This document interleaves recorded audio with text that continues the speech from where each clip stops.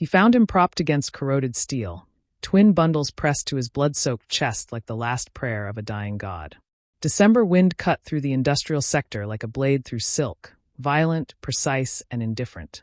The warehouse district sat abandoned at 2 a.m., a graveyard of rusted loading docks and shattered fluorescent lights that flickered like dying stars.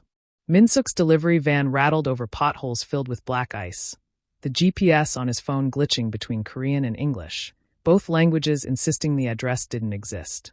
He'd been awake for 19 hours. 3 delivery jobs back-to-back because rent was due and his landlord didn't accept excuses in any language. His stomach gnawed at itself. Dinner had been the other half of yesterday's convenience store kimbap, and breakfast would be whatever he could afford after this shift. If this shift ever ended. If he ever found Building 7, Row D, which according to every map he'd checked, had been demolished in 2019. Min-seok had learned not to ask questions. Delivery drivers who saw too much didn't get tips, they got disappeared. But the order had already been paid, triple his usual rate, and he'd already mentally allocated it. $200 to rent, $50 to the loan shark circling his old pack debt, $30 to the phone bill that kept him connected to the only world where he wasn't invisible. He had nothing, which meant he had everything to lose. He should have turned around when the silence hit him. Not the peaceful kind, the predatory kind, the kind that came before gunfire in the action movies he watched on his cracked phone screen. But then he heard it. Not the crying yet. First came the breathing. Wet, labored, the sound of a punctured lung fighting for one more second. His nursing instinct, the one he'd tried to bury under 2 years of just surviving, flared hot and urgent in his chest. Every rational thought screamed run. Min-seok's hand was already reaching for the door handle. Before I tell you what happens next, subscribe to Starry-Eyed Lovers, and tell me where you're watching from. He found him propped against corroded steel, twin bundles pressed to his blood-soaked chest like the last prayer of a dying god. December wind cut through the industrial sector like a blade through silk, violent, precise, and indifferent. The warehouse district sat abandoned at 2 a.m., a graveyard of rusted loading docks and shattered fluorescent lights that flickered like dying stars. Min-seok's delivery van rattled over potholes filled with black ice, the GPS on his phone glitching between Korean and English, both languages insisting the address didn't exist. He'd been awake for 19 hours. 3 delivery jobs back-to-back because rent was due and his landlord didn't accept excuses in any language. His stomach gnawed at itself. Dinner had been the other half of yesterday's convenience store kimbap, and breakfast would be whatever he could afford after this shift. If this shift ever ended. If he ever found Building 7, Row D, which according to every map he'd checked, had been demolished in 2019. Min-seok had learned not to ask questions. Delivery drivers who saw too much didn't get tips, they got disappeared. But the order had already been paid, triple his usual rate, and he'd already mentally allocated it. $200 to rent, $50 to the loan shark circling his old pack debt, $30 to the phone bill that kept him connected to the only world where he wasn't invisible. He had nothing, which meant he had everything to lose. He should have turned around when the silence hit him. Not the peaceful kind, the predatory kind, the kind that came before gunfire in the action movies he watched on his cracked phone screen. But then he heard it. Not the crying yet. First came the breathing. Wet, labored, the sound of a punctured lung fighting for one more second. His nursing instinct, the one he'd tried to bury under 2 years of just surviving, flared hot and urgent in his chest. Every rational thought screamed run. Min-seok's hand was already reaching for the door handle. The Alpha didn't lower the gun when Min-seok rounded the corner of the loading dock. Gray eyes tracked him with the mechanical precision of a predator calculating whether to kill or conserve energy for dying. Blood pooled black beneath him, spreading in slow rivulets between the cracks in the concrete. The twins, one wrapped in yellow, one in blue, screamed with the primal fury of newborns who understood, on some cellular level, that their protector was failing. "Don't!" The Alpha rasped in accented English, the gun wavering. "Don't come closer." Min-seok's hands rose instinctively, palms out, the universal language of harmless. But his feet kept moving forward because the man's lips were gray and his breathing was wrong, and those babies were going to freeze to death in the next 20 minutes. "I'm a delivery driver," he said, voice steadier than he felt. "I'm nobody. But you're going into shock, and those children are hypothermic, and if you shoot me, we all die here." The Alpha's finger twitched on the trigger. Then his eyes rolled back and the gun clattered to the ground. Min-seok didn't remember making the decision. One moment he was frozen, the next he was moving, checking the pulse point at the alpha's throat, assessing the bullet wounds in his chest and abdomen with hands that remembered anatomy lessons from a life he'd abandoned. 2 entry wounds, no exits. Internal bleeding. Maybe an hour if he was lucky. The alpha's scent hit him then, breaking through the copper tang of blood, storm and gunpowder, and something ancient that made Min-seok's omega hindbrain whisper dangerous, powerful mine. He shoved the instinct down and grabbed the car seats. The van's heater sputtered to life as Min-seok peeled out of the lot, the alpha's dead weight slumped against the passenger door, the twins shrieking in the back. His hands shook so badly he could barely grip the wheel. The industrial district blurred past in streaks of sodium light and shadow, every pair of headlights a potential threat. The alpha had mumbled something before passing out, a name, maybe, or a warning. But Min-seok's Russian was limited to the curse words his pack's enforcers used to throw at him. Then the SUV appeared in his rearview mirror. Black, tinted windows, following 2 car lengths back with the patient inevitability of a predator tracking wounded prey. Min-seok's heart slammed against his ribs. He took a sharp right down an alley barely wider than his van, garbage bags exploding under his tires, the twins screaming reaching a fever pitch. The SUV couldn't follow, too wide, but the driver's side mirror clipped the brick wall as Min-seok emerged onto a side street, and he knew they'd radio ahead. "Wake up," Min-seok hissed at the alpha. "I don't know where I'm going. Wake up." Gray eyes cracked open, unfocused. "Levoy," the alpha slurred. "Left." Min-seok yanked the wheel. They careened through a red light, horns blaring, and suddenly they were in the Omega district. Narrow streets lined with 24-hour laundromats and shuttered restaurants, the only part of the city that never fully slept because Omegas worked the graveyard shifts no one else would take.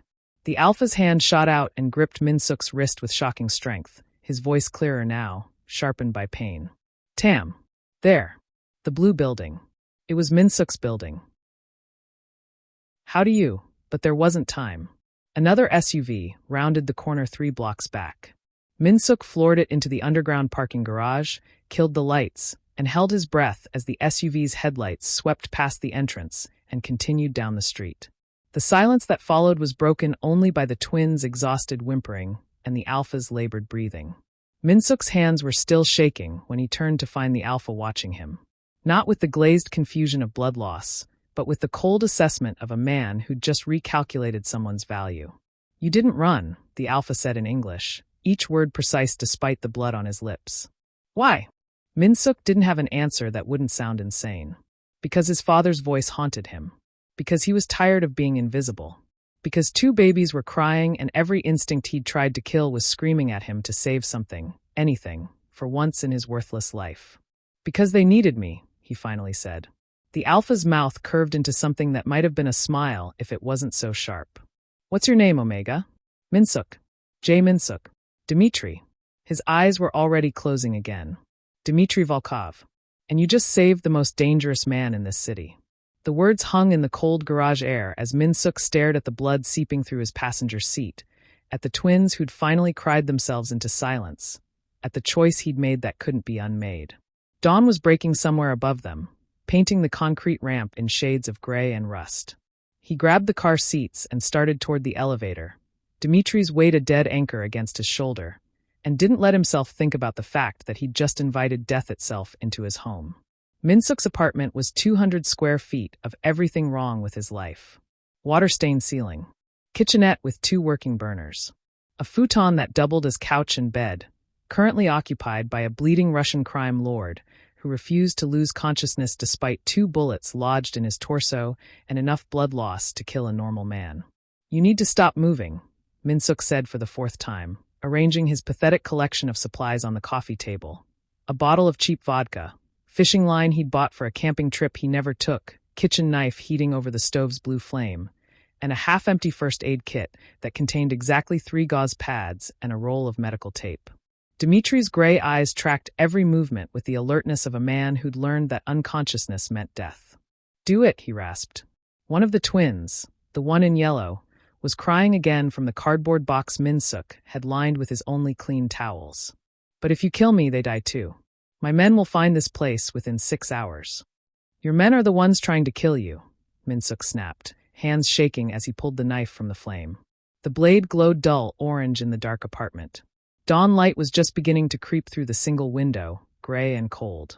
So forgive me if that's not particularly motivating. Something that might have been respect flickered across Dimitri's face. Not all of them, just the ones who followed Victor. He gripped the edge of the futon, knuckles white. There's a phone. Inside pocket. Left side. When this is done, you call the number under Alexei. Min-seok found the phone, blood-slicked, expensive, the kind that cost more than 3 months of his rent. He set it aside and poured vodka over his hands, then over the knife, the alcohol smell sharp and clinical in the small space. His stomach was eating itself from hunger and fear, but his hands had stopped shaking. This part he knew. This part he'd been good at before the university decided male omegas were too much of a distraction in surgical rotations. This is going to hurt, he said. Everything hurt, small chick. Dimitri's shirt was already gone, revealing a torso mapped with old scars and new wounds. The bullet holes were neat, one below the right collarbone, one in the left side of his abdomen. The exit wounds would be catastrophic if they existed, which meant both bullets were still inside. Do what you do. Min-seok pressed the vodka-soaked towel to the shoulder wound first, and Dimitri's entire body went rigid, but he didn't make a sound. The Omega's fingers found the bullet within 30 seconds. Lodged against the scapula, a miracle it hadn't shattered bone. He worked the knife tip around the edges, blood welling hot over his hands, and Dimitri watched him the entire time with those cold gray eyes that saw too much. You've done this before, Dimitri said through gritted teeth. Nursing school. Before I dropped out. The bullet came free with a wet sound and pinged against the coffee table. Min-seok was already packing the wound with gauze, his movements automatic, muscle memory from a life he'd convinced himself he didn't want anymore. Or before they expelled me. Depends on how you frame it. Why? Because male omegas don't belong in operating rooms. We belong in nurseries, apparently. The bitterness in his voice surprised him. He threaded the fishing line through the needle he'd sterilized in boiling water, took a breath, and started stitching. His father had taught him this on oranges and raw chicken, back when he'd still believed Min-seok could be something other than a disappointment. The irony isn't lost on me. Dimitri's hand shot out and caught his wrist, grip iron strong despite the blood loss. You're wasted on delivery driving. The twin in blue started crying now, a harmony of infant distress that made Min-seok's omega instincts scream. He jerked his wrist free and focused on the stitches, small, even the kind that would leave minimal scarring if infection didn't set in first. The second one's deeper, he said, ignoring the way his pulse had jumped at the alpha's touch. In your abdomen. If it nicked your intestine, you'll be dead by tomorrow from sepsis, and there's nothing I can do about that. Then work fast. The abdominal wound was worse. The bullet had tunneled through muscle and lodged near the peritoneum, and Min-seok had to go deeper than he wanted with a kitchen knife that wasn't designed for surgery and hands that were designed for this, but had been told they weren't good enough. Dimitri's breathing went ragged, his scent spiking with pain, gunpowder and ozone and something darker that made Min-seok's hindbrain whimper with want despite the insanity of the situation. Tell me about them, Min-seok said, desperate for distraction. The twins. Dimitri's jaw unclenched slightly. Alexei and Anya. 3 days old. Their mother. His voice fractured. She didn't survive the birth. Min-seok's fingers found the second bullet. I'm sorry. Don't be. She knew what she was marrying into. The words were harsh, but the grief underneath was raw as the wounds Min-seok was stitching closed. Victor waited until she was dead to make his move. He called it mercy, letting me have one last night with them before he took everything. The bullet came free and Min-seok set it aside, his hands moving through the familiar rhythm of cleaning, stitching, bandaging. When he finally sat back, his shirt was soaked with blood and his vision was spotting from hunger and adrenaline crash. Dimitri's eyes had finally closed, his breathing evening out into something that might actually be sleep. Min-seok turned his attention to the twins. The formula he made from canned evaporated milk, boiled water, and a spoonful of sugar was probably nutritionally insufficient and definitely not sterile, but it was all he had. He fashioned diapers from clean kitchen towels and safety pins, his movements gentle as he cleaned them, fed them, wrapped them against his chest where his omega scent, rain and something softer, sweeter, seemed to calm them in a way nothing else had. Anya stopped crying first, her tiny fist curling against his collarbone. Alexei followed minutes later, both of them falling into the deep sleep of infants who'd been terrified and were finally, impossibly safe. Min-seok looked at Dimitri, the dangerous alpha who'd invaded his life with blood and babies and impossible choices, and felt something shift in his chest. The alpha's face was softer in sleep, the harsh lines smoothed by exhaustion, and Min-seok could see the ghost of the man who'd loved his mate enough to clutch their children in his last moments of consciousness. He fetched a clean towel and warm water, and began washing the blood from Dimitri's skin with careful hands, learning the geography of scars and muscle, the places where old violence had left its mark. It was intimate in a way that had nothing to do with desire and everything to do with trust. Dimitri didn't wake, but his scent shifted. Less ozone, more something warm and protected that made Min-seok's omega instincts purr with satisfaction.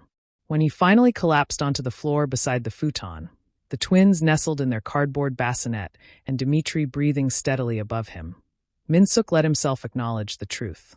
He'd just bet his entire life on a stranger's survival, and somewhere in the blood and the stitches and the crying babies, he'd stopped being afraid. He didn't know if that made him brave or insane. But as dawn fully broke over the Omega district, and the world outside continued not knowing that everything had changed, Min-seok closed his eyes and slept. Min-seok woke to the sound of a gun being cocked 3 inches from his face. Gray eyes stared down at him, no longer clouded with blood loss, but sharp and cold as winter steel. Dimitri sat upright on the futon, the Glock he must have concealed somewhere held with the casual competence of a man who'd killed before and would again. The morning light cut across his bare torso, highlighting the white bandages stark against his skin, the dark bruising that had bloomed overnight. "Talk," Dimitri said, "and choose your words carefully." Min-seok's heart slammed against his ribs, but he didn't move, sprawled on the floor where exhaustion had dropped him 6 hours ago. The twins were still sleeping in their cardboard box, tiny chests rising and falling in peaceful oblivion. "If I wanted you dead, I wouldn't have spent half the night pulling bullets out of you with a kitchen knife." That's not an answer. The gun didn't waver. "Who sent you? Was it Victor? One of the other families?" "Nobody sent me." Min-seok sat up slowly, hands visible, non-threatening. His back ached from the floor, and his clothes were still crusted with dried blood. "I'm a delivery driver who took the wrong order and found you dying. That's it. That's the entire conspiracy." Dimitri's jaw tightened. People don't help for nothing. People don't expect to find bleeding mafia bosses holding newborns either. But here we are. Min-seok's voice came out sharper than he intended, exhaustion and fear making him reckless. "You said your name last night. Dimitri Volkov. I don't know Russian organized crime, but I know enough to realize I should have left you there. Except I didn't. So either shoot me or put the gun down, because I need to feed your children, and I can't do that while you're having a paranoid breakdown." For a long moment, the only sound was the distant rumble of traffic from the street below and Anya making small sleeping noises.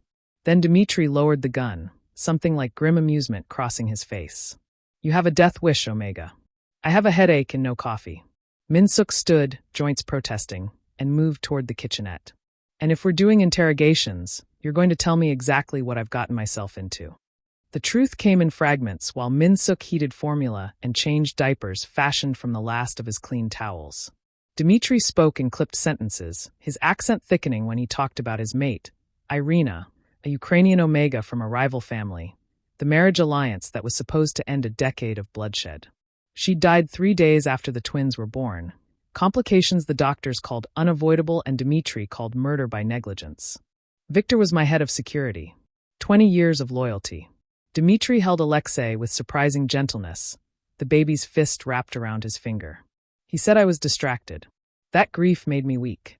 That the Volkov bratva needed a leader who could make hard choices. His expression went flat, dangerous. So he made one. Killed my inner circle, took control of my accounts, and left me in that warehouse to bleed out where no one would find the body. Min-seok fed Anya, her tiny mouth working at the improvised bottle, and tried to process the enormity of it. "But someone will find you here. Eventually." Dimitri's gaze swept the apartment. The water stains, the single window with its broken blind, the stack of overdue bills on the counter that Min-seok had stopped opening because the numbers only ever got worse. This is the last place they'd look. The Omega district. No security, no cameras, no one who matters. He said it without cruelty, just stating facts. "You live here alone?" "For 2 years. Since my pack disowned me." Min-seok surprised himself with the honesty. Maybe it was exhaustion. Maybe it was the surreal domesticity of feeding babies with a crime lord while discussing betrayal and murder. Male omegas aren't valued in traditional packs. We can't bear children, can't form alliances through mating contracts. I presented at 19, and they kicked me out within a month. Something shifted in Dimitri's expression. And the nursing school? Lost my scholarship when I presented. Apparently omega biology makes us too emotionally volatile for surgical precision. Min-seok's laugh was bitter. Though I did fine last night, didn't I? Better than fine. Dimitri stood, moving to the window with Alexei cradled against his chest. He moved carefully, testing the limits of his injuries, and Min-seok could see the pain he was suppressing with pure will. You saved my life. Both our lives. That creates a debt. I don't want. Not about what you want, Malchik. About what is. Dimitri pulled out the blood-stained phone from last night, pressed a number. The conversation was rapid-fire Russian, too quick for Min-seok to follow, but he caught names, Alexei, Victor, and something that sounded like coordinates. When Dimitri ended the call, his expression was grim satisfaction. Help is coming. 2 hours. Maybe 3. Min-seok's stomach dropped. Help meaning more people who'll know I'm involved. Help meaning people I trust. The ones Victor didn't get to. Dimitri turned from the window, backlit by weak morning sun, looking like something out of a nightmare, bandaged, dangerous, holding a sleeping infant like it was the most natural thing in the world. You're already involved. The moment you pulled those bullets out, you became a part of this. The weight of it settled over Min-seok like a physical thing. His tiny apartment suddenly felt smaller, the walls closing in. He looked at the overdue rent notice on the counter, the empty fridge, the life he'd built out of scraps and spite. 24 hours ago, his biggest concern was making enough for rent. Now he was harboring a Mafia boss and waiting for armed Russians to arrive at his door. I should have left you there, Min-seok said, but there was no conviction in it. Dimitri's mouth curved into something sharp. But you didn't. He crossed the room, moving into Min-seok's space with predatory grace despite his injuries. Up close, his scent was overwhelming. Gunpowder and something darker, richer, that made Min-seok's omega instincts surge with want and warning in equal measure. Why? And don't say it's because of the babies. I've seen enough altruism to know it doesn't look like kitchen surgery at 3 a.m. Min-seok met those cold gray eyes and found himself saying the truth he'd barely admitted to himself. Because I'm tired of being useless. Because for one night, I got to be what I trained to be before the world decided I wasn't worth the investment. His voice went quiet. Because your children needed someone and I was there. Dimitri studied him for a long moment, something unreadable flickering across his face. Then he reached out and gripped the back of Min-seok's neck. Not threatening, but grounding, the touch of an alpha acknowledging an omega's worth. You're wasted on this life, Jae Min-seok. Before Min-seok could respond, Anya started crying, shattering the moment. The domesticity returned, bottles and diapers and the careful dance of two strangers caring for infants while the world outside hunted them. Min-seok washed blood from his clothes in the sink while Dimitri made phone calls in Russian, and somewhere in the mundane horror of it all, Min-seok realized he'd crossed a line he couldn't uncross. When the knock came 2 hours later, 3 sharp raps, a pause, 2 more. Dimitri answered with his gun drawn and Min-seok held both twins, and neither of them pretended this was anything but the beginning of something that would either save them or destroy them. The wolf had woken, and Min-seok was no longer invisible. The man who arrived at Min-seok's door was built like a tank and smelled like gunmetal and expensive cologne.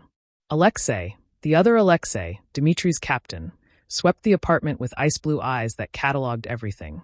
The blood-stained futon, the cardboard box nursery, Min-seok hovering protectively over the twins. His Russian to Dimitri was curt, efficient, and from the alpha's expression, not good news. English, Dimitri said, his hand still braced against the wall for support. He deserves to know. Alexei's gaze slid to Min-seok with something between assessment and dismissal. Victor's people found the delivery van 2 hours ago. Ran the plates, traced the company, pulled the dispatch records. His accent was thicker than Dimitri's, vowels flattened by Moscow winters. They have your name. Your address. They know you're Omega. They're coming. Min-seok's blood turned to ice. How long? They were mobilizing when I left. Could be 20 minutes. Could be here now. Alexei moved to the window, lifted the broken blind a fraction. We need to move. I have cars 3 blocks away, safe house across the city. Wait. Dimitri pushed off the wall, his face gray with pain but his voice commanding. Look! Bottom of the street. Black sedan. Engine running. Min-seok's heart stopped. From his position, he could just see it. A dark shape idling at the corner, exhaust ghosting in the cold morning air. As he watched, a second car pulled up behind it. Then a third. They're doing reconnaissance, Alexei said quietly. Confirming the target before they move. We have maybe 5 minutes. Dimitri was already moving, scooping up Anya with his good arm, his face set in lines of controlled agony. The shoulder wound was bleeding again, a fresh bloom of red soaking through the bandages. Fire escape. Now! Min-seok's apartment building was a relic from the 1970s, all crumbling brick and rusted metal. The fire escape was technically illegal. The landlord had forgotten to maintain it for the last decade. But right now it was the only exit that didn't involve the front door and Victor's men. Min-seok grabbed Alexei, the diaper bag he'd hastily packed with formula and his last clean shirts torn into improvised diapers, and nothing else. The overdue bills stayed on the counter. The life he'd scraped together stayed behind. The window screamed when he forced it open, metal on metal, loud enough to wake the dead. Dimitri was through first despite his injuries, moving with the fluid efficiency of someone who'd escaped worse. Alexei followed, gun drawn, covering their exit. Min-seok climbed through with his son pressed against his chest, the December wind hitting him like a fist. The fire escape groaned under their combined weight. 3 stories down to the alley, the metal lattice swaying with each step. Min-seok's hands shook on the frozen railing as he descended, Alexei's small body warm against him, the baby's face buried in his neck. Above them, Alexei the captain moved like a shadow, his weapon tracking the street below. They were halfway down when the apartment door exploded inward. The sound was unmistakable. Splintering wood shouted Russian, boots on cheap linoleum. Min-seok looked up and saw shapes moving past his window, dark figures flooding his home.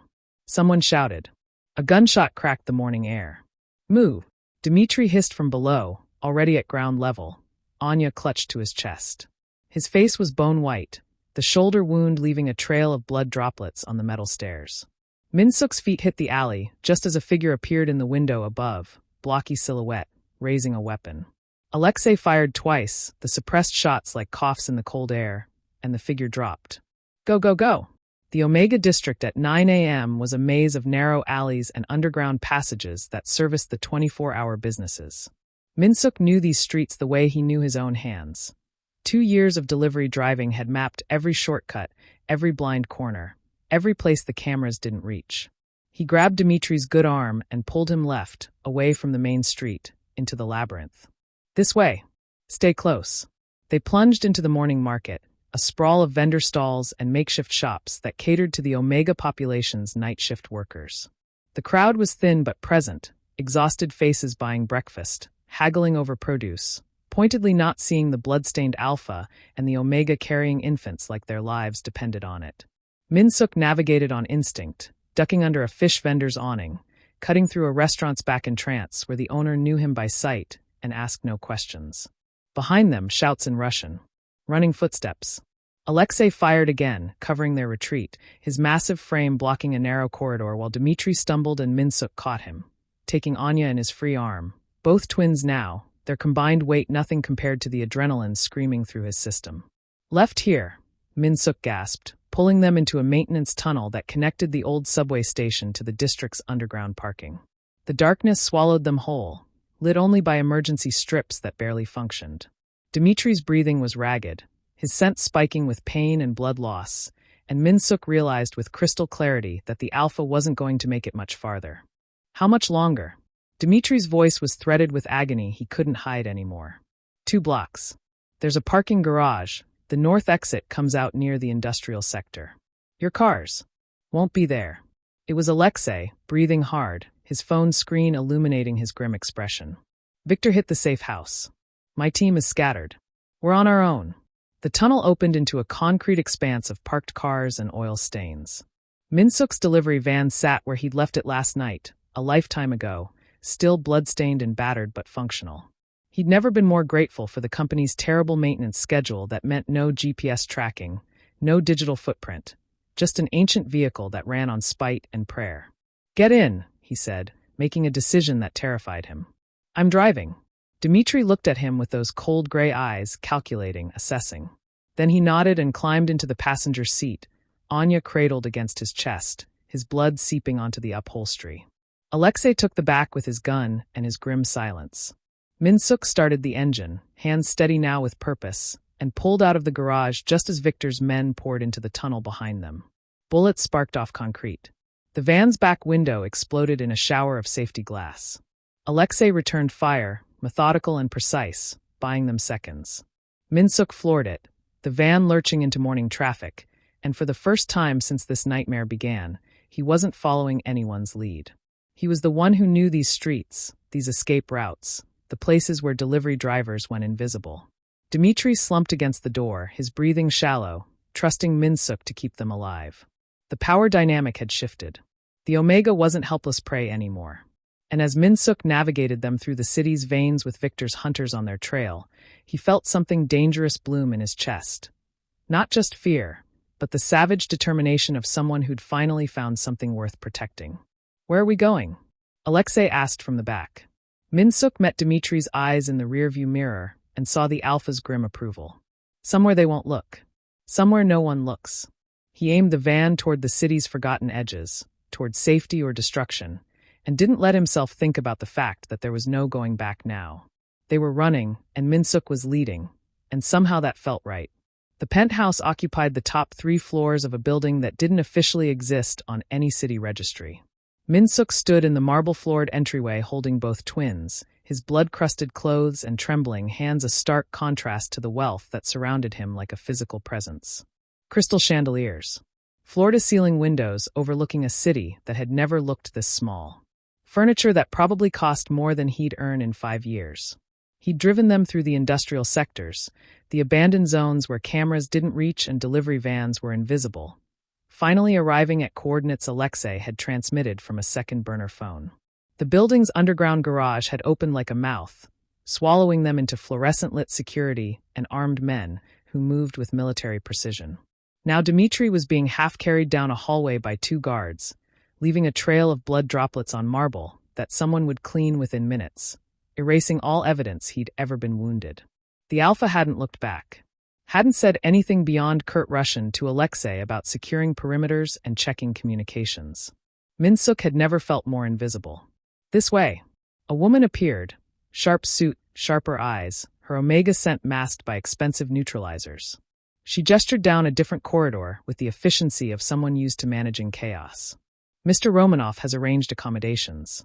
The children need proper care." The nursery was something from a magazine. Twin bassinets with silk bedding, a changing table stocked with actual diapers, formula that didn't come from canned milk and desperation. Min-seok set Alexei and Anya down with hands that shook, watching them settle into comfort they'd never known, and felt something fracture in his chest. 24 hours ago, he'd been wrapping them in kitchen towels. Now they had more than he'd ever had in his entire life.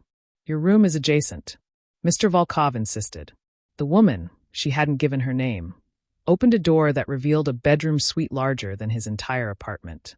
King-sized bed with sheets that looked like they cost more than his monthly rent. Ensuite bathroom with marble counters and a shower that could fit 4 people. A walk-in closet already stocked with clothes in his size. "I don't," Min-seok's voice came out hoarse. "This is too much. This is necessary." Her expression didn't soften. "You're under Mr. Volkov's protection now. That comes with certain accommodations." Protection. The word felt like a gilded cage clicking shut. The next hours blurred into surreal domesticity. A Bratva doctor arrived, gray-haired, clinically efficient, the kind of man who'd probably pulled bullets from flesh more times than he'd admit. He disappeared into Dimitri's room with a medical bag and emerged an hour later with blood on his cuffs and a grim nod toward Alexei. "He'll live. Stubborn bastard refused sedation until I showed him the security feeds. Said he needed to see something first." Min-seok showered in water hot enough to scald, watching pink-tinged streams circle the drain, and tried not to think about how he'd gone from invisible delivery driver to whatever this was in less than 2 days. The clothes in the closet fit perfectly. Someone had measured him while he wasn't paying attention, cataloged his sizes, decided what he needed. The loss of autonomy should have terrified him. Instead, he just felt numb. He checked on the twins, both sleeping peacefully in their temperature-controlled luxury. and found himself walking toward Dimitri's room without consciously deciding to. The guards at the door assessed him with cold efficiency, but let him pass. Inside, Dimitri sat propped against pillows that probably cost more than Min-seok's education, his torso wrapped in proper bandages, an iPad in his lap, and a phone to his ear. He was conducting business in rapid-fire Russian, his voice cold and commanding, the injured alpha from this morning replaced by something apex and dangerous. Min-seok stood in the doorway and finally saw him clearly. Not the dying man clutching his children. Not the father gentle with his newborns. This was Dimitri Volkov, head of the Bratva, a man who controlled empires and eliminated threats with the casualness of someone ordering coffee. The gray eyes that found Min-seok across the room were calculating, assessing value and risk in the same glance. "Hold," Dimitri said into the phone, then switched to English. "Come in. Close the door." Min-seok obeyed, hating how automatic it was.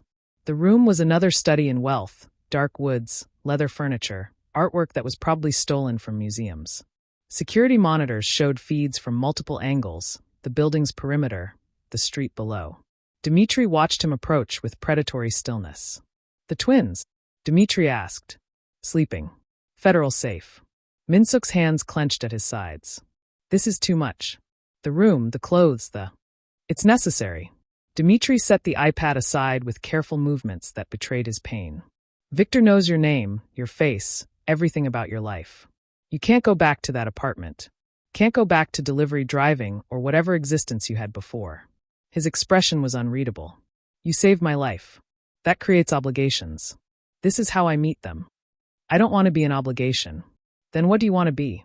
The question was sharp, cutting through Min-seok's protests. "Because right now you're a witness.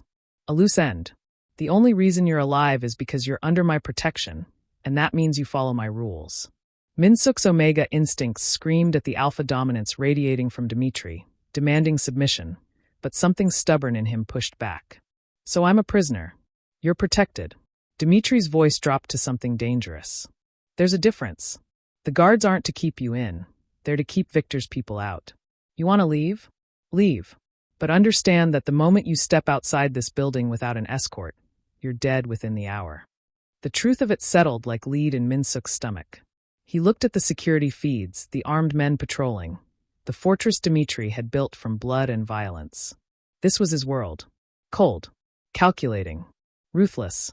And Min-seok had voluntarily walked into it carrying the alpha's children. "I don't belong here," Min-seok said quietly. Something flickered across Dimitri's face. Almost regret, almost understanding. "You belonged in an operating room. Instead, you were delivering food in a van that barely ran, living in an apartment that should have been condemned, slowly disappearing into a life that was killing you." He leaned forward despite the obvious pain it caused. "You don't belong there either, Malchik. Maybe you belong somewhere you haven't found yet." The words hit harder than they should have. Min-seok looked at this dangerous, wounded alpha who saw too much, and felt the fragile walls he'd built around himself start to crack. "What if I don't know how to be here?" "Then learn." Dimitri picked up his phone again, the moment of vulnerability closing like a door.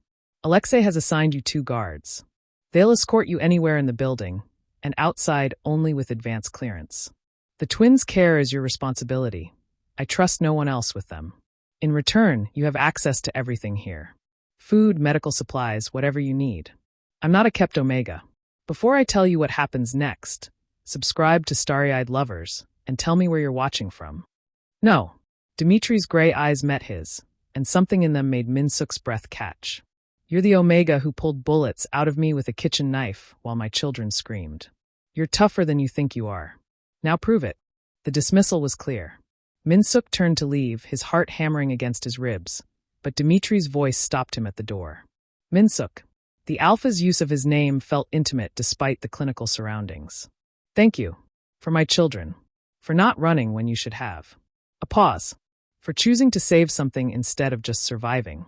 Min-seok didn't trust himself to respond. He stepped into the hallway where 2 guards materialized like shadows, and let them escort him back to his gilded cage of a bedroom where everything was provided except the one thing he wanted. His freedom to choose what came next. The fortress operated on a rhythm Min-seok learned to navigate like a second language. Guards changed shifts at 6-hour intervals. Dimitri's business calls happened in 3-hour blocks, Russian consonants sharp through the walls. The twins woke every 4 hours like clockwork, their hunger an anchor to normalcy in a world that had stopped making sense. Min-seok fell into the routine because the alternative was thinking too hard about how his entire life had been erased in 48 hours. His apartment was a crime scene now. Alexei had shown him the security footage of Victor's men tearing through his belongings, searching for evidence of where they'd gone. They'd found nothing because there was nothing to find.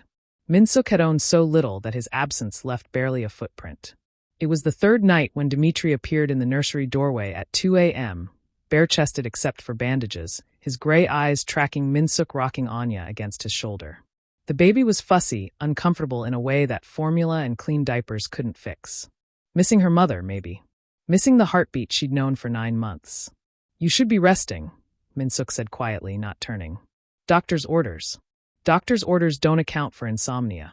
Dimitri moved into the room, his scent stronger without the barrier of walls, gunpowder and something darker, richer, that made Min-seok's omega hindbrain purr with want. Or guilt. Guilt about what? About dragging you into this.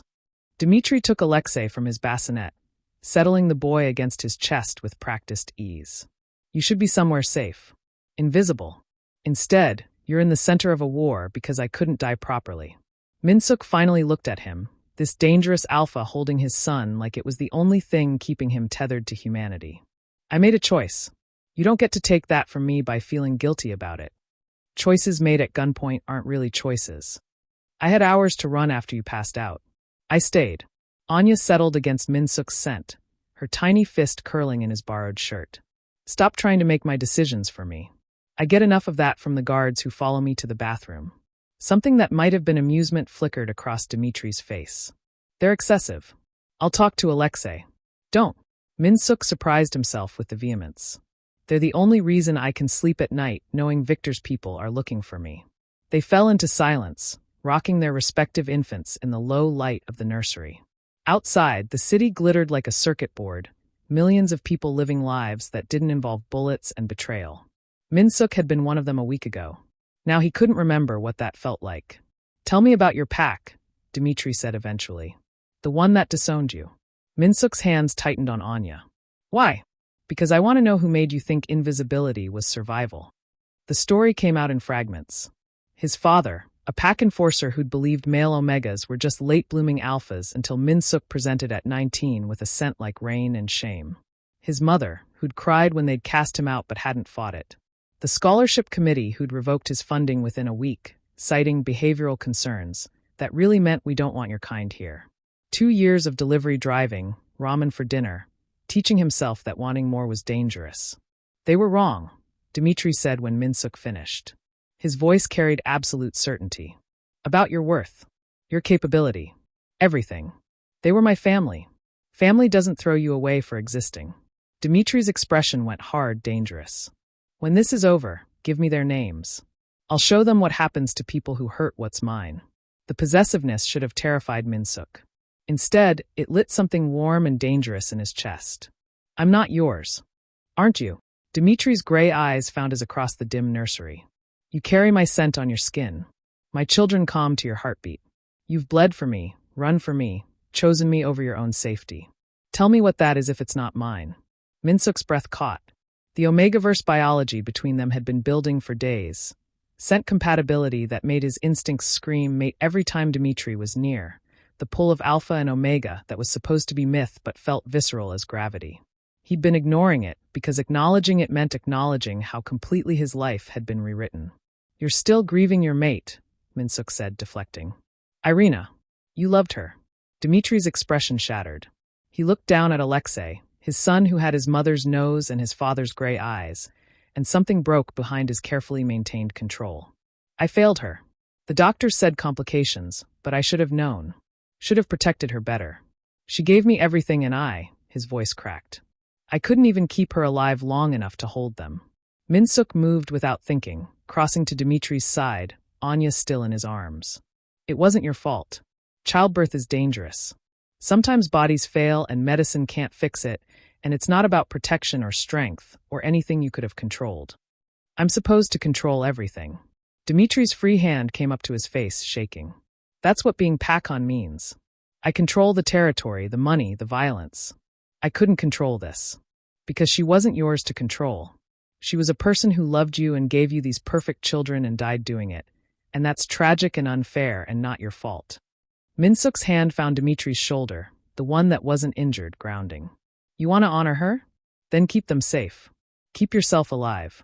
Stop carrying guilt that belongs to biology and bad luck. Dimitri looked at him then, really looked, and Min-seok saw the man behind the apex predator. Grieving. Terrified. Desperately trying to hold together an empire while his world crumbled. The distance between them dissolved like smoke. The kiss happened in the space between one breath and the next. Dimitri's mouth found his with desperate hunger, grief, and want tangled into something that tasted like violence and salvation. Min-seok kissed back because his omega instincts were screaming yes, and his rational mind had given up arguing days ago. They stood there in the nursery, infants cradled between them, and let the bond that had been building since that first moment in the warehouse finally ignite. When they pulled apart, both breathing hard, Dimitri's forehead rested against Min-seok's. This is a terrible idea. Probably the worst I've ever had. Min-seok's voice shook. Right after saving you in the first place. Victor sent a message today. Dimitri's hand came up to cup Min-seok's face, thumb tracing his cheekbone with unexpected gentleness. He knows everything about you. Your pack, your address, your work schedule. He's been watching you for months through traffic cameras, building a profile. He knows you saved me. Ice flooded Min-seok's veins. Why? Because he wants me to know that everyone I touch dies. Dimitri's expression went lethal. He thinks making you a target will draw me out. He's right. Then don't. Too late, Malchik. You became mine the moment you chose those children over running. The kiss this time was softer, almost tender, completely at odds with the danger in Dimitri's words. And I protect what's mine. Always. Min-seok stood in the gilded nursery holding Dimitri's daughter while the alpha held his son, their mouths still tasting of each other, and felt the last of his resistance crumble. This was insane. Dangerous. Probably going to get them all killed. But for the first time in 2 years, he didn't feel invisible. He felt claimed. Wanted. Worth protecting. And when Dimitri kissed him again with the city sprawling below them and danger circling like sharks, Min-seok kissed back and chose the terrible idea over safety one more time. The fracture started with a phone call Min-seok wasn't supposed to hear. He'd been in the penthouse library, a room full of leather-bound books in languages he couldn't read and furniture that cost more than his former life, feeding Anya while Alexei dozed in his carrier. The door to Dimitri's office was slightly ajar, Russian voices filtering through in heated argument. Min-seok had learned to recognize the cadence of Bratva business, the particular edge that meant someone was about to die or be ruined. But this was different. This was fear. He shouldn't have moved closer. Should have stayed in his designated spaces like a good-kept omega. Instead, he found himself at the door gap, Anya against his shoulder, listening to Dimitri tear someone apart in Russian so vicious it needed no translation. Then the language switched. Not possible. I vetted everyone personally after the coup. There is no mole. That was Alexei, his voice tight with barely controlled rage. Then explain how Victor knew about the shipment before my own people did. Dimitri's voice was ice. Explain how he's 3 steps ahead on every move we make. Someone is feeding him information, and if it's not you, then it's someone close enough to you that the distinction doesn't matter. Silence. Heavy. Dangerous. We need to shut down operations. Go dark until. Until what? Until Victor consolidates power and we have nothing left to reclaim. Dimitri's footsteps pacing. He's planning something. Targeting the legitimate businesses. The ones that keep us liquid, keep us legal enough that the feds stay away. He burns those. We're just another gang fighting over scraps. Min-seok's blood went cold. He'd heard this before. Not in this office, but in another phone conversation 2 days ago when he'd taken the twins to the rooftop garden for air. A voice he hadn't recognized, speaking in careful English to someone on the other end. The clubs first, then the real estate holdings. Draw the wolf out by burning his den. At the time, he'd thought it was about some other conflict. The Bratva had enemies beyond Victor. But now, the office door opened fully and Dimitri stood there, gray eyes locking onto Min-seok with predatory precision. How long have you been listening? Long enough. Min-seok shifted Anya to his other shoulder, refusing to flinch. There's something you need to know. The conversation he'd overheard spilled out in the office with Alexei listening, his expression growing darker with each detail. Min-seok described the voice, educated accent, younger than Dimitri, American but with something Eastern European underneath. The exact phrasing about the clubs and real estate. The timeline, 3 days from now. Pyotr. Alexei said the name like a curse. Victor's nephew. He's been in New York for 2 months, supposedly setting up new distribution. But if he's here, then Victor's moving faster than we thought. Dimitri's hand slammed down on the desk hard enough to make Min-seok jump. And we have a leak that goes high enough to know our defensive positions. His gaze swung to Min-seok, something unreadable flickering across his face. You should have told me immediately. I didn't know it mattered until now. Min-seok's voice came out sharper than he intended. I'm not exactly included in your operational briefings. Because you're not supposed to be operational. Dimitri moved around the desk, his presence overwhelming in the confined space. You're supposed to be safe. Protected. Not gathering intelligence in hallways. I was feeding your daughter, not conducting espionage. The distinction is irrelevant if Victor's people identify you as an asset. Dimitri's jaw tightened and Min-seok recognized the look. The same calculation he'd seen in the warehouse, weighing risks and costs. Alexei arranged transport. Secure cabin upstate, the one we used after the Kozlov situation. Full security detail, rotation every 6 hours. Min-seok's stomach dropped. What are you talking about? You're leaving. Tonight. You and the twins. Dimitri wouldn't meet his eyes. Victor knows about you. He's building a file, and the moment he decides your leverage, you become a target I can't adequately protect here. So you're sending me away. The words tasted like ash. Min-seok had heard this song before. Different words, same meaning. You're a liability. You're not worth the risk. You're disposable. I'm keeping you alive. Dimitri's voice rose, control slipping. Do you understand what Victor will do if he gets his hands on you? What he'll do to my children? I lost Irina. I'm not. He stopped, breathing hard. I'm not losing anyone else. So you're making my decisions for me again. Min-seok set Anya in her carrier with shaking hands. Just like the guards. The clothes. The gilded cage you've built around me. I'm not a person to you. I'm a responsibility you're trying to manage. Dimitri caught himself, jaw working. You're someone I can't afford to lose. Because I'm useful with the twins? Because I saved your life and now you owe me. Min-seok's voice cracked. Or because you kissed me 3 nights ago and now you feel obligated to keep the omega you've claimed? The silence was deafening. Alexei cleared his throat uncomfortably and made for the door, but Dimitri's hand shot out. Stay. This concerns security. This concerns me being discarded the moment I become inconvenient. Min-seok grabbed the diaper bag he'd learned to keep packed, formula, diapers, the few possessions he'd been allowed. My pack did this. Decided I was a problem they couldn't solve and removed me from the equation. I thought you were different. I'm trying to keep you alive, by sending me away where you don't have to see me, where I can't complicate your war or remind you that you're grieving. Min-seok moved toward the door, past Alexei's uncomfortable presence, and Dimitri didn't stop him. Don't worry, Dimitri. I know how this works. I'll take care of your children. I'll stay in whatever remote location you've decided is far enough away. And when this is over and Victor is dead, you can collect us like luggage you left at a train station. Min-seok. No. He turned at the doorway, Anya and Alexei in their carriers, his entire world reduced to what he could carry. You want to protect me? Then treat me like an equal instead of a thing you own. But you can't do that, can you? Because I'm just an omega you pulled from poverty, and this, he gestured at the opulent office, the fortress, the life he'd been dropped into. This was never about me. It was about your guilt and your grief and your need to control something after your mate died. Dimitri's face went white. That's not. It is. And I'm done pretending otherwise. Min-seok's hands tightened on the carrier handles. I'll go to your cabin. I'll keep them safe. But don't confuse obedience with acceptance. I'm leaving because they need me, not because you've convinced me I matter to you as anything other than a convenient caretaker.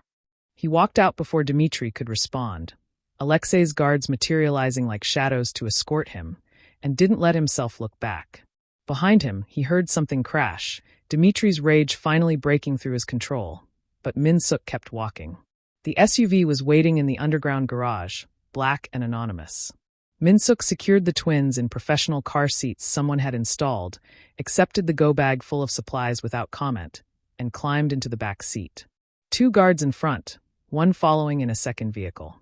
Enough security to make him feel like precious cargo or a prisoner. Maybe both. As they pulled out into the city night, Min-seok looked up at the penthouse 3 floors from heaven and saw Dimitri's silhouette in the window. Watching. Still trying to control outcomes, even as Min-seok disappeared into the darkness. He closed his eyes and let the city lights blur past.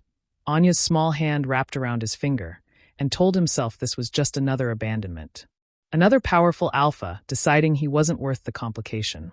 Told himself the ache in his chest was just survival instinct, not heartbreak. Told himself he'd be fine alone again, the way he always had been. And almost believed it. The cabin sat 3 hours north of the city, buried in woods so deep that cell service was a prayer and hope. Min-seok spent the first 2 days learning its rhythms. The way the floorboards creaked, the blind spots in the security cameras, the rotation schedule of the guards Dimitri had assigned. Pavel and Mikhail, both ex-military, both carrying enough firepower to level a small building. They were professional, polite, and completely uninterested in Min-seok beyond keeping him breathing. He told himself it was fine. He had the twins, enough formula to last a week, and books he couldn't focus on because his mind kept circling back to Dimitri's expression when he'd walked out. The white-faced shock, the control fracturing, the silence that had said more than any argument could. On the 3rd night, Min-seok woke to silence. Not the peaceful kind. The kind that came before violence. The same predatory quiet he'd felt in that warehouse a lifetime ago. Anya was fussing in her bassinet, a soft mewling that hadn't yet escalated to crying. Alexei slept on, oblivious. Min-seok's omega instincts screamed danger before his conscious mind caught up. The guards' voices were missing. Pavel always hummed while doing perimeter checks, off-key Russian folk songs that drifted through the cabin walls. Mikhail's footsteps on the porch were clockwork every 45 minutes. Silence. Min-seok moved to the window, careful not to silhouette himself against the lamplight. The woods were dark, moonless, but he caught movement. 3 figures. No 4. Approaching with tactical precision, fanning out to cover exits. Professional. Military trained. Not Dimitri's people. His hands shook as he scooped up both twins, Anya's fussing turning to full cries now as if she sensed his terror. The cabin had a panic room. Dimitri had shown him on the security feed before he'd left, voice clinical and distant. Reinforced door, separate communication line. Enough supplies to last 3 days. Min-seok made it halfway across the living room before the front door exploded inward. Before I tell you what happens next, subscribe to Starry-Eyed Lovers, and tell me where you're watching from. The flashbang turned the world white and silent. Min-seok's ears rang as he stumbled, clutching the twins, his body curling around them on instinct. When his vision cleared, 3 men in tactical gear surrounded him, rifles trained center mass. A 4th entered through the door, and Min-seok's stomach turned to ice. Alexei Romanov walked in like he owned the place. Because he did. Had always owned it. The loyal captain, Dimitri's right hand, the man who'd arranged this cabin, these guards, this perfect trap. "Don't scream," Alexei said in English, his accent suddenly less pronounced, more calculated. "The twins are already crying loud enough." "You," Min-seok's voice came out strangled. "Dimitri trusted you. Dimitri is a sentimental fool who let his mate's death make him weak." Alexei crouched down to Min-seok's level, his ice-blue eyes cold as a winter grave. "Victor offered me what I should have had from the beginning. Leadership. The Volkov Empire doesn't need a grieving widower at its head. It needs someone willing to make hard choices. Murdering children is a hard choice?" Min-seok held the twins tighter, their cries reaching a fever pitch. "Leverage is leverage." Alexei stood, gestured to his men. "Get them in the vehicle. Carefully. Victor wants them alive." "What about the guards? Pavel and Mikhail?" Alexei's expression didn't change. "They did their duty. Unfortunately, their duty ended when I decided it should." The implication settled like lead. Min-seok's mind raced as the tactical team hauled him to his feet, professional hands securing his arms while leaving the twins in his grip. Pavel and Mikhail were dead. The communication line was cut. Alexei would have ensured that first. No one was coming. Dimitri didn't even know this was happening. They loaded him into a black SUV that smelled like gun oil and leather. Alexei sat beside him, phone out, typing with the casual efficiency of someone who'd done this before. "Victor will be pleased. The Omega and both heirs. Dimitri will come running. He'll kill you." Min-seok's voice shook, but he forced the words out. You betrayed him. When he finds out, it will be too late. Alexei's phone chimed. He smiled, cold and satisfied. Victor sends his regards. He's rather excited to meet the Omega who saved Dimitri's life. He has questions about your medical knowledge. Apparently, people who can remove bullets are useful in our line of work. Terror spiked through Min-seok's chest, but beneath it, something else sparked. Rage. He'd been discarded by his pack, expelled from his calling, reduced to invisible poverty, and just when he'd started to matter, to Dimitri, to these children, to himself, he was being reduced to leverage again. No. He looked at Alexei's phone, at the tactical team focused on driving, at the way they'd dismissed him as harmless. Just an Omega. Just a caretaker. No threat at all. His father's voice echoed from a decade ago. Healers know how to kill, Min-seok. We just choose not to. But never forget, the knowledge is power. Min-seok settled Anya and Alexei Jr. against his chest, their cries subsiding as his scent wrapped around them, and began to observe. The driver had a sidearm on his right hip. The passenger kept his rifle between his knees. Alexei's phone was biometric locked, but he'd seen the pattern when the traitor had unlocked it. 3 swipes, bottom left to top right. The SUV's child locks were engaged, but the manual release was under the seat trim. The cabin's medical kit had been in his diaper bag. They'd confiscated the bag, but hadn't searched it beyond a cursory check for weapons. Inside, infant pain reliever, antiseptic wipes, a thermometer, and a small bottle of morphine sulfate he'd taken from the penthouse medical supply. Just in case. For emergencies. This qualified. Where are we going? Min-seok asked, injecting his voice with the trembling fear they expected. The Volkov estate. Dimitri's family home. Alexei didn't look up from his phone. Poetic, don't you think? Victor takes everything from him in the place where it all began. Will you kill him? That depends on how cooperative he is. Alexei finally looked at him, assessing. You care about him. I can smell it on you, the bond forming. Pathetic, really. He was never going to keep you. You were a convenience. A temporary solution to childcare. The words hit exactly where Alexei intended, confirming every fear Min-seok had carried since leaving the penthouse. But now, with his children, because they were his now, had been since that first night in his apartment. In danger, he couldn't afford the luxury of heartbreak. I know, Min-seok said quietly, channeling every ounce of his pack's rejection, his university's dismissal, his own internalized worthlessness. I always knew. Alexei smiled, satisfied that he'd broken something. He went back to his phone. Min-seok went back to planning. The estate was 2 hours away. 2 hours to figure out how to turn a bottle of morphine, a thermometer, and an Omega's harmless appearance into survival. 2 hours before Dimitri walked into an ambush for children and an Omega he'd sent away to protect. The SUV's heater hummed. The twins dozed fitfully against Min-seok's chest. Alexei coordinated with Victor in Russian, his betrayal complete and thorough. And Min-seok, the invisible Omega who'd spent 2 years learning to disappear, began calculating exactly how visible he could be when it mattered. His father had been right. Healers knew anatomy, knew pressure points and vulnerabilities, knew exactly where to cut to cause maximum damage. He'd saved Dimitri with that knowledge. Now he'd use it to save them all. Or die trying. But he was done being helpless. Done being leverage. Done being dismissed. When the SUV pulled through the estate gates 2 hours later and Viktor Kozlov stood waiting with an army at his back and victory in his eyes, Min-seok met his gaze and smiled. The wolf had sent away his Omega to keep him safe. The Omega was about to show him exactly how dangerous safety had made him. The Volkov estate was a monument to old money and older violence. Stone walls, iron gates, the kind of architecture that had witnessed generations of bloodshed and would witness more before the night ended. Victor stood in the grand foyer like a king in borrowed robes, 20 armed men at his back, and Min-seok bound to a chair with the twins in a playpen beside him. Alexei had delivered them 3 hours ago.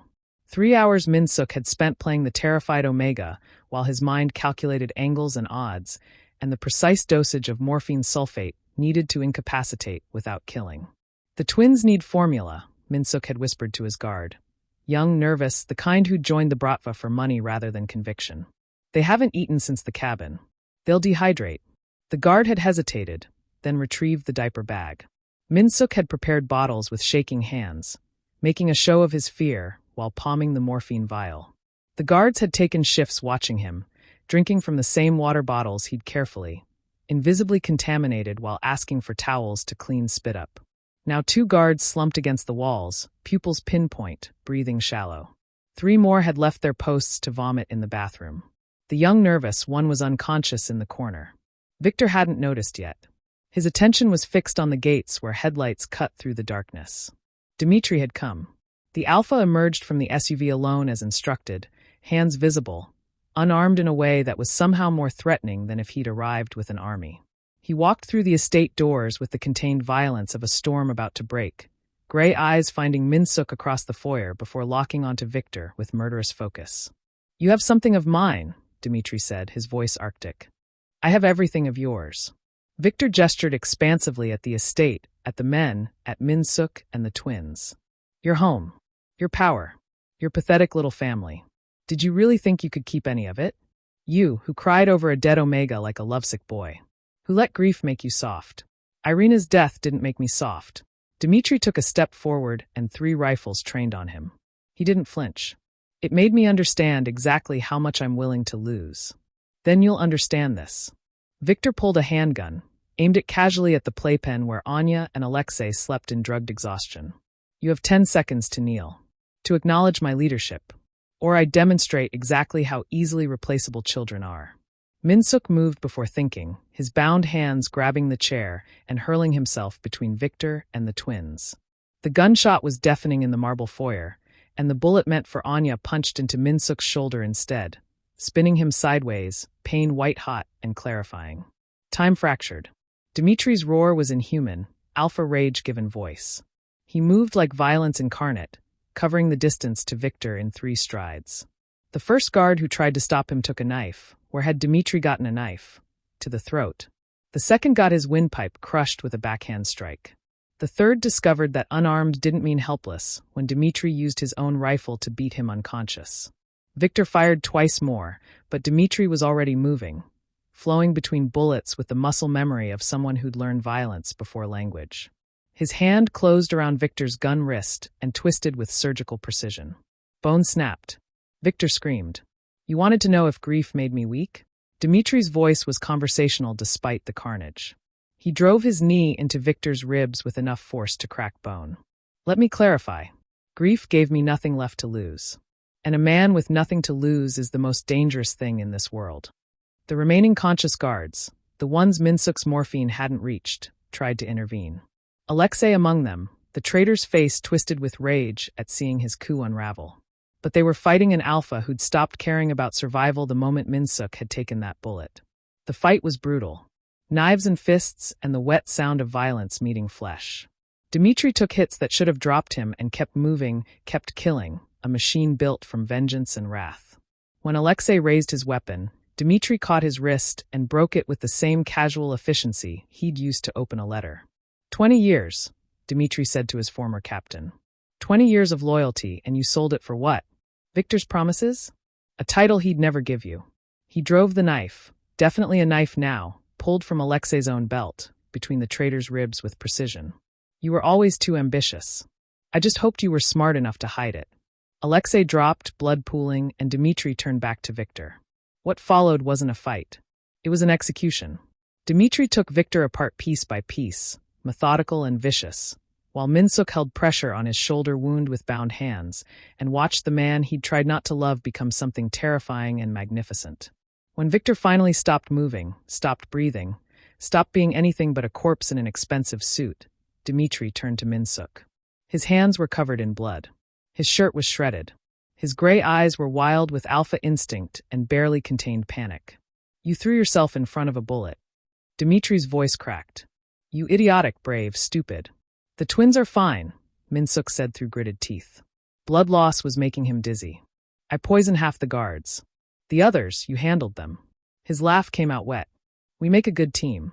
You're bleeding out. Dimitri dropped to his knees, hands hovering over the wound like he was afraid to touch. I sent you away to keep you safe and you. I kept myself safe. Kept them safe. Min-seok's vision was graying at the edges, but he forced the words out. I'm not helpless. Never was. You just needed to see it. I see it. Dimitri's hands finally found the wound, applying pressure with a gentleness that belied the violence still dripping from his fingers.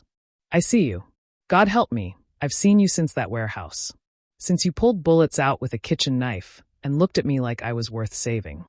You are. Min-seok's head lolled against Dimitri's chest. Even when you're being an overprotective asshole who makes decisions for me. I was terrified. The confession tore out of Dimitri like broken glass. Of losing you. Of caring about you. Of letting you become something I couldn't survive losing. His voice dropped to something raw and desperate. You were never a responsibility. Never temporary. You're mine. My mate. My equal. And I'm an idiot who almost lost you by trying to keep you safe. The words settled into Min-seok's chest, warm despite the blood loss. Then stop protecting me from your world, he whispered. I'm already in it. Been in it since I chose them. Chose you. Dimitri's hand came up to cup his face, thumb tracing his cheekbone with devastating tenderness. I'm going to fix this. The wound. The bleeding. I'm going to. Bite me. Min-seok's eyes met his, clear despite the pain. The mating bite. Alpha pheromones can stabilize shock. Speed healing. I remember from school. It's our only chance before I bleed out. That's a myth. So was us. So was any of this. Do it. Dimitri's hesitation lasted a heartbeat. Then his hand slid into Min-seok's hair, tilting his head to expose the scent gland at his throat, and his teeth found the vulnerable skin with claiming possession.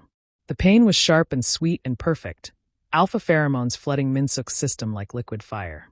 The bond snapped into place, not gentle, not soft, but inevitable as gravity. Min-seok gasped as his body responded. Omega biology recognizing its mate, cells accelerating healing in ways science couldn't explain and didn't need to. The bleeding slowed. The dizziness receded. And beneath it all, he felt Dimitri in his mind, his heart, his soul, permanent and claiming and absolutely right. When Dimitri pulled back, his mouth was bloody and his eyes were molten. Mine, he growled. Yours, Min-seok confirmed, then smiled with blood on his teeth. But I'm keeping my autonomy. And my opinions. And my right to throw myself in front of bullets if I decide it's necessary. We're going to have a very long discussion about your definition of necessary. Looking forward to it. Min-seok's hand found the twins, both stirring now, crying for formula and familiar comfort. But first, your children need their father. And I need medical attention. Actual medical attention. From a real doctor. Dimitri laughed, the sound broken and relieved and utterly human.